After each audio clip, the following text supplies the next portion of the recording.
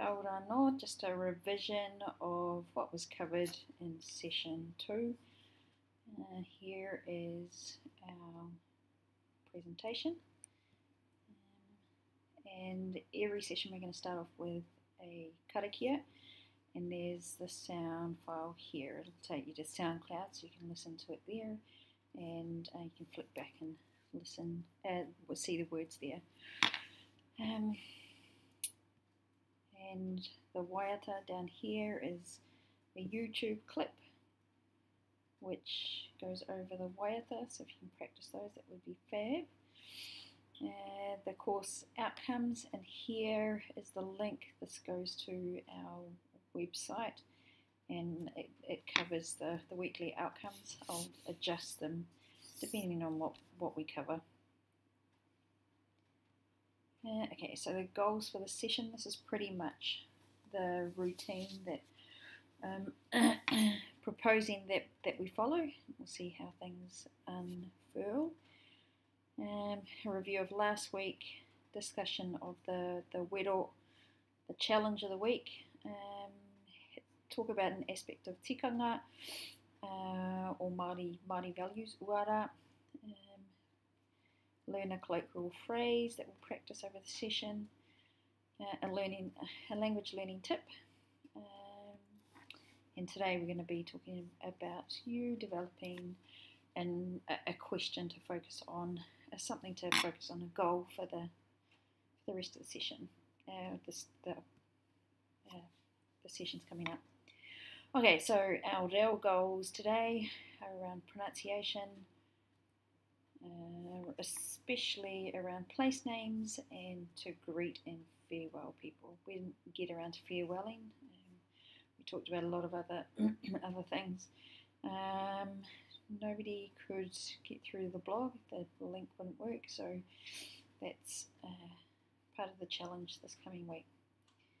We had discussion about tūranga waiwai, and we practiced how to do the hongi. Tūranga waiwai is a massive concept, really a massive but simple concept. It's the place we feel most at home for Māori. It's they're often an ancestral tribal home. Ki waha today was tauke. We had a discussion about owning your dickness. So last week we talked about whakama or shame, which is a universal concept, but how it plays out for Māori.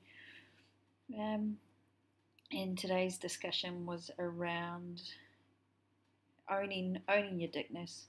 So your dickness is anything that gets in your way of learning. So for me, I'm a bit of a perfectionist. I don't like to get anything wrong, and it wasn't until I accepted that getting things imperfect is a normal process in Māori, in learning any language. Tu whitia te hopo. Tu whitia te hopo. Feel the fear and do it anyway. Okay, so I'm trying to set these sessions up so that they're rewindable. So for those of you who can't make the sessions, there's plenty of work within these slides that you can go back and listen and try and catch up yourself. So in here I'm using a gestural technique, which is a part of some research that I've been doing, and it's just another way of hooking the learner into the language orally and kinesthetically. And on the next slide there's the words, so you can get more of an understanding. My caution is until you feel confident about knowing how to decode Māori, which is part of our session today, talking about pronunciation, it is almost always better to try and tune your ear, eyes, and body into the language. So we got up to we did the greetings, but we didn't quite get onto the farewell, so we'll skip over that. We talked about the Māori language and the alphabet, how many letters there are, and there's 15 letters. There's a few missing from English. I'll let you work out which those are. Our vowel sounds are e, I, o, u, and our consonants, those are the ones there, and we have some digraphs or blends, ng and f. Ng causes some language learners some challenges, but it's all about thinking about where your tongue is at and practicing a lot. So Nga, the winger, is a good singer. Think about where your tongue is. One tip I shared when I've learned, when I was in the language learning process, if I found a sound difficult, I had to repeat. So I spend a lot of time in the car by myself, and I do a lot of talking and practicing in the car by myself. So Nga, the winger, is a good singer. So that my tongue and my ears became tuned in.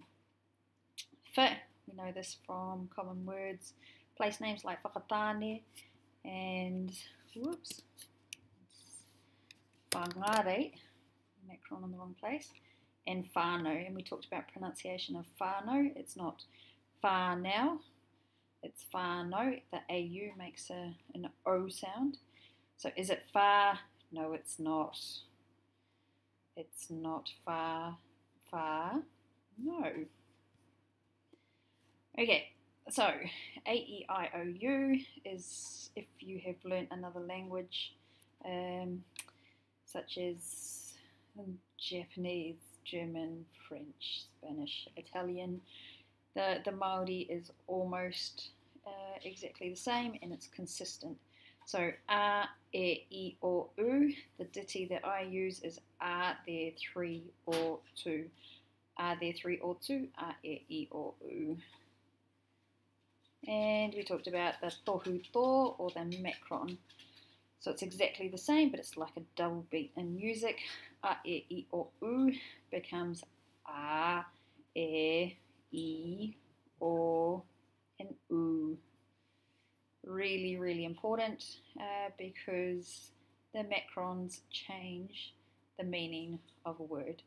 So keke with macrons becomes keke and has a totally different meaning. Tutuki and tutuki. Papa, papa, papa.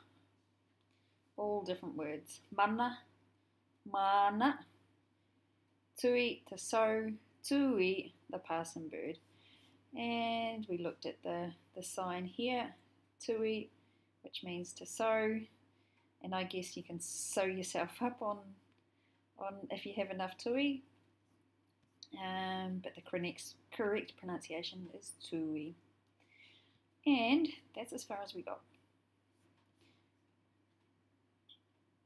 Kei te rawiki.